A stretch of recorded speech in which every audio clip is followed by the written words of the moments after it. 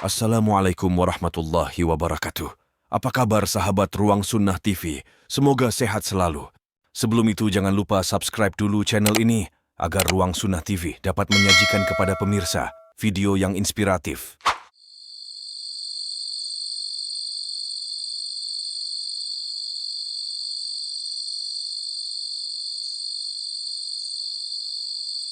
Pada sebuah majelis, hadir beberapa puluh orang. Dua di antaranya Abu Hurairah dan Khalifah Umar bin Khattab. Majelis itu membahas tentang hal-hal ringan, pengalaman pribadi, serta sejumlah kenangan para sahabat ketika bersama Nabi Muhammad SAW. Tiba-tiba Umar bin Khattab memandang tajam ke arah Abu Hurairah sambil berkata, "Hentikan pembicaraanmu tentang riwayat Rasulullah. Kalau tidak, kamu akan aku pulangkan ke kampungmu." Ucapan itu mengandung kegusaran sang khalifah, karena ia merasa terganggu dengan kegiatan Abu Hurairah yang sering mengungkapkan hadis dan riwayat Nabi kepada kaum muslimin pada tiap kesempatan. Masalahnya, ketika itu Umar sedang mensosialisasikan Al-Quran yang sudah dihimpun dalam sebuah mushaf kepada kaum muslimin. Beliau tidak ingin kaum muslimin terganggu pikirannya dengan adanya bacaan lain selain Al-Quran.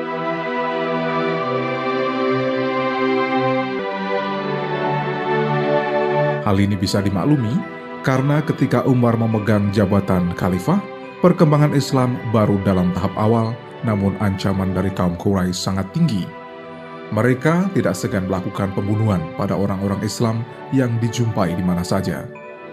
Tugas khalifah bukan hanya melindungi kaumnya, tapi juga mengisi jiwa mereka dengan kalam ilahi, Al-Quran. Persoalannya, tingkat kecerdasan warga Arab saat itu masih rendah. Sehingga untuk tidak mengaburkan pendalaman mereka terhadap wahyu-wahyu ilahi, Umar menghendaki agar sosialisasi Al-Quran tidak dicampuri dengan bacaan-bacaan lain.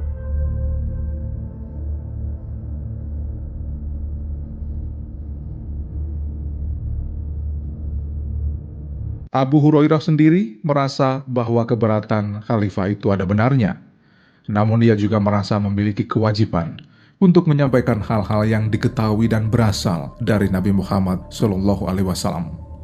Ia tidak ingin menyembunyikan hadis-hadis yang diyakininya benar, karena ia mendapatkannya langsung dari Nabi.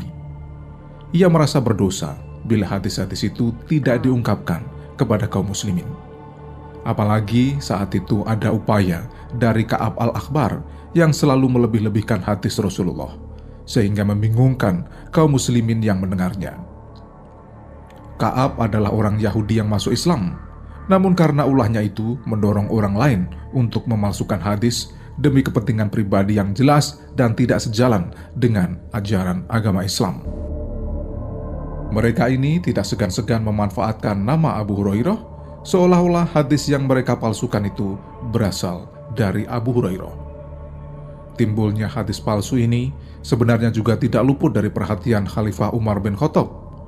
Beliau bahkan telah mengemukakan gagasan untuk menuliskan hadis-hadis Nabi dalam satu kitab. Namun karena pertimbangan tidak ingin membuat kerancuan tentang Al-Quran pada jemaahnya, ide itu tidak direalisasikan. Akibatnya, pemalsuan hadis semakin menjadi-jadi. Abu Hurairah adalah nama panggilan yang diberikan kepada teman-teman dekatnya karena kecintaannya kepada kucing. Begitu sayangnya kepada binatang yang satu ini, sampai-sampai ia menyuapi, memandikan, dan menyediakan kandang bagi binatang piaraan itu. Abu Hurairah artinya bapak kucing kecil, sedangkan nama aslinya adalah Abdu Syam, yang berarti hamba matahari. Namun setelah masuk Islam, Nabi Muhammad memberi nama Abdurrahman atau hamba Allah yang pemurah. Ia dibesarkan dalam lingkungan keluarga miskin sebagai anak yatim. Sejak bertemu Nabi pada tahun ke-7 kenabian, ia langsung masuk Islam dan tak pernah berpisah dengan Nabi. Sayangnya, ibu Abu Hurairah menolak masuk Islam. Bukan itu saja, ibunya juga selalu menyudutkan Nabi, sehingga menyakitkan hati Abu Hurairah. Mengenai kedekatannya dengan Nabi, Abu Hurairah menyatakan, Sebagai orang miskin, aku tidak disibukkan dengan urusan tanah pertanian seperti halnya orang-orang Ansor atau orang-orang dagang di pasar seperti orang Muhajirin. Jadi, ketika mereka tidak bisa hadir di samping Nabi, aku bisa, sehingga aku banyak menerima masukan dari beliau. Begitu katanya.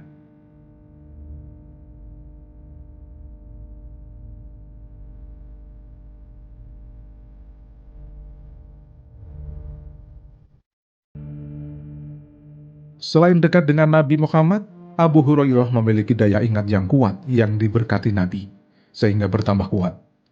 Itu sebabnya ia mampu menghafal di luar kepala semua hadis Nabi dan juga melaksanakannya sebagai pegangan hidup.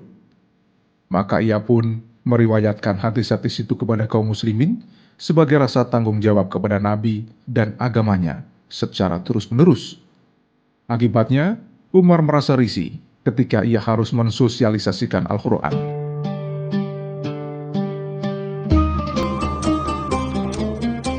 Suatu saat Umar bin Khattab juga pernah berkata, "Sibukkanlah dirimu dengan Al-Quran dan kurangilah meriwayatkan tentang Rasul, kecuali amal perbuatannya." Padahal menurut Abu Hurairah, hadis juga mengandung kebenaran yang harus diungkapkan kepada umat.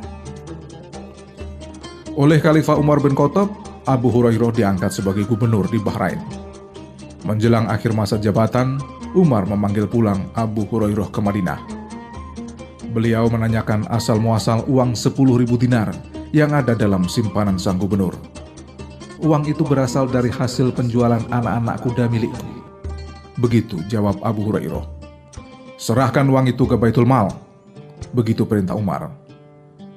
Umar bin Khattab memang terkenal sebagai khalifah yang sangat hati-hati memilih pembantu-pembantunya.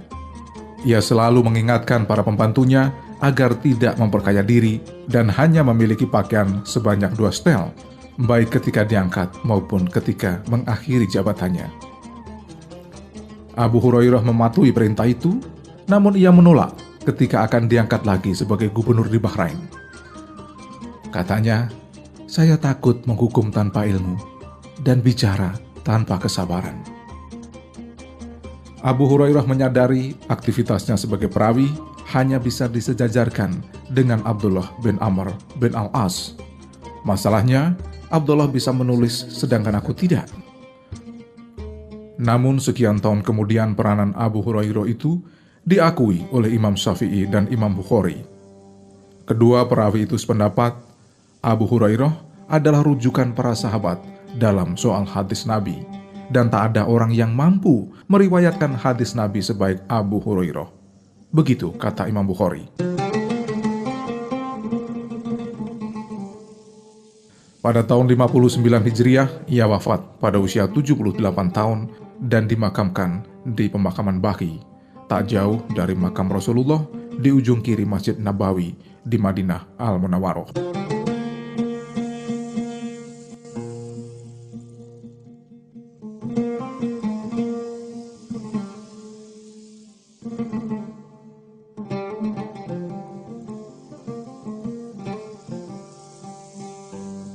Itulah Abu Hurairah.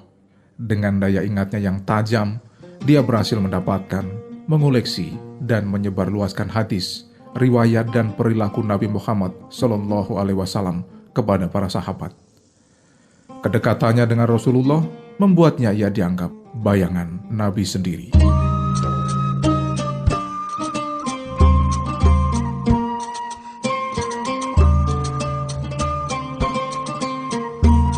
Jangan lupa like and share video ini agar bermanfaat bagi yang lain.